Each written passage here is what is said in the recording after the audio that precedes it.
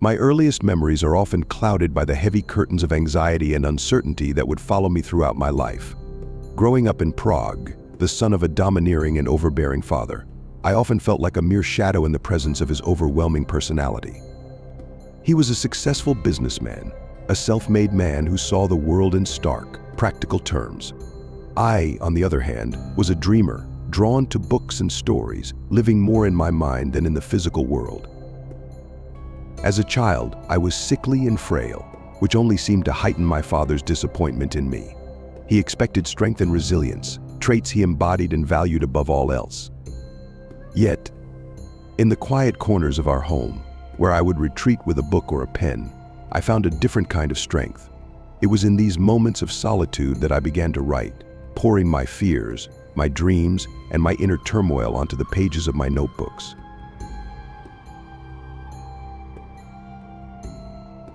School was a mixed experience for me. On one hand, I excelled academically, finding solace in the structure and predictability of my studies. On the other hand, my social interactions were often fraught with tension. I felt out of place among my peers, my introverted nature making it difficult to form lasting friendships. I was drawn to literature, particularly the works of Goethe and Dostoevsky, finding in their words a mirror to my own soul. My relationship with my father was a constant source of pain and conflict. His expectations were a heavy burden, one that I could never fully meet. He wanted me to follow in his footsteps, to become a successful businessman, but my heart was never in it. Instead, I pursued law, a compromise that allowed me some degree of independence while still adhering to his wishes. The law, however, was merely a means to an end for me, a way to support myself while I continued to write in the quiet hours of the night.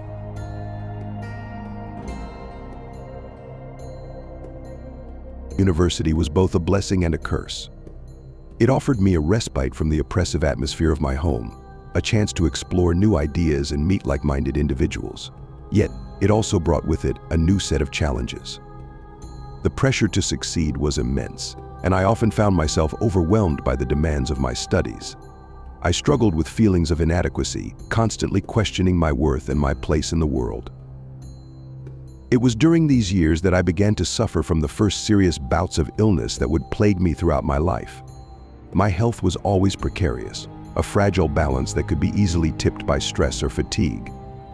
Tuberculosis, the disease that would ultimately claim my life, cast a long shadow over my existence, a constant reminder of my own mortality. Despite these challenges, I found joy and fulfillment in my writing. It was through my stories that I was able to give voice to my deepest fears and desires, to explore the complexities of the human condition. My writing was intensely personal, a reflection of my inner world, filled with the same sense of unease and alienation that I felt in my daily life.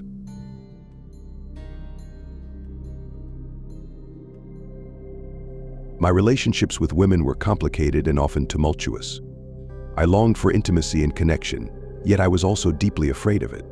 I had several intense and passionate love affairs, each one marked by a sense of longing and despair. Felice Bauer, Milena Jazenska, Dora Diamond, each of these women touched my life in profound ways, yet I always found myself pulling back, retreating into the safety of my solitude. Felice, in particular, had a profound impact on me. Our relationship was a whirlwind of letters and stolen moments, a passionate and often painful connection. I was deeply drawn to her, yet I was also terrified of the commitment that marriage would entail.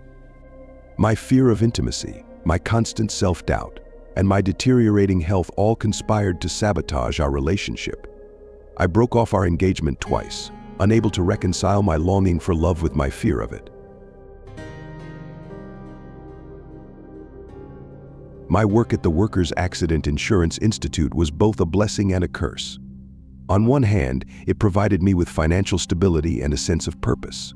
On the other hand, it left me with little time or energy for my writing. The bureaucratic nature of the job was stifling, a far cry from the creative freedom I craved. Yet, I found ways to incorporate my experiences into my stories, using the mundane details of office life as a backdrop for my explorations of human nature.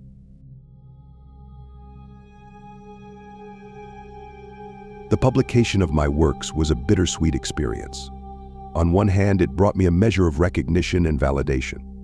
On the other hand, it exposed me to criticism and scrutiny, which only heightened my insecurities. I was never fully satisfied with my work, always feeling that it fell short of my own expectations.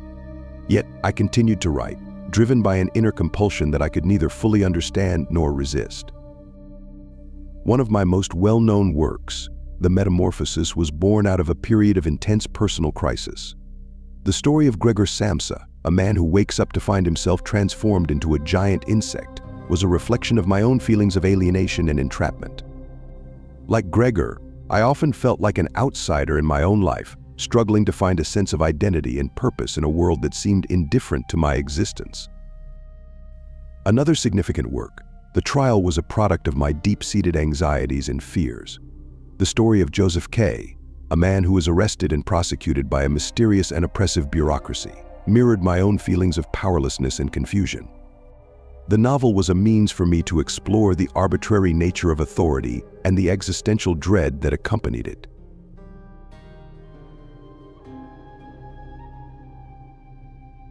My relationship with my family continued to be a source of tension and pain. My father never understood my writing, dismissing it as a frivolous and unworthy pursuit. My mother, while more supportive, was often caught in the middle, torn between her loyalty to my father and her love for me. My sisters, Ellie, Valley, and Adela, were my closest allies, yet even they could not fully comprehend the depth of my inner turmoil. Adela, in particular, held a special place in my heart. She was the one person who seemed to truly understand me, offering me unconditional love and support. Her own struggles with our father's dominance mirrored my own, and we found solace in each other's company. Her marriage to a non-Jewish man, which led to her estrangement from our family, was a source of deep sorrow for me.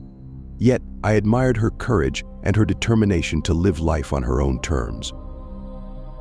As my health continued to decline, I found myself increasingly isolated.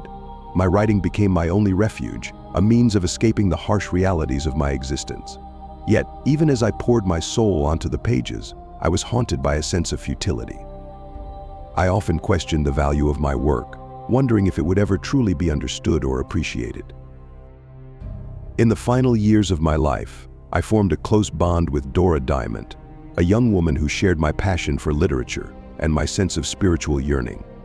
Our relationship was a source of great comfort and joy, yet it was also tinged with the awareness of my impending death. Dora's unwavering support and love gave me the strength to continue writing, even as my body weakened and my time grew short. The end came quietly, in a sanatorium in Kierling near Vienna. Tuberculosis had ravaged my body, leaving me weak and emaciated. Yet in those final moments I found a measure of peace. Surrounded by the few people who truly understood and cared for me, I felt a sense of acceptance and release. My life had been filled with struggle and pain, yet it had also been marked by moments of profound beauty and insight. Looking back on my life, I see it as a journey of self-discovery, a relentless quest to understand the complexities of the human condition.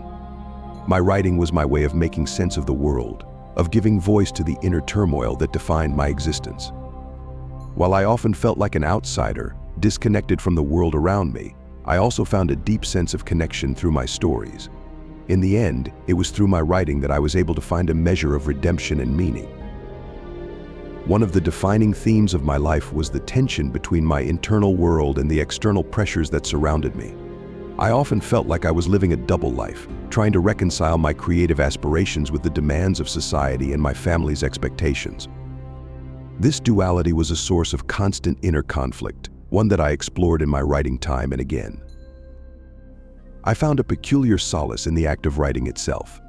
The process was both painful and liberating, a way to confront my deepest fears and insecurities.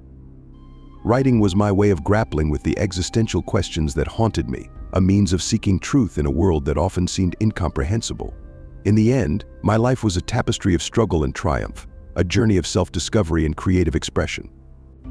It was through my writing that I was able to find a measure of redemption and meaning, a way to transcend the limitations of my physical existence and leave a lasting impact on the world.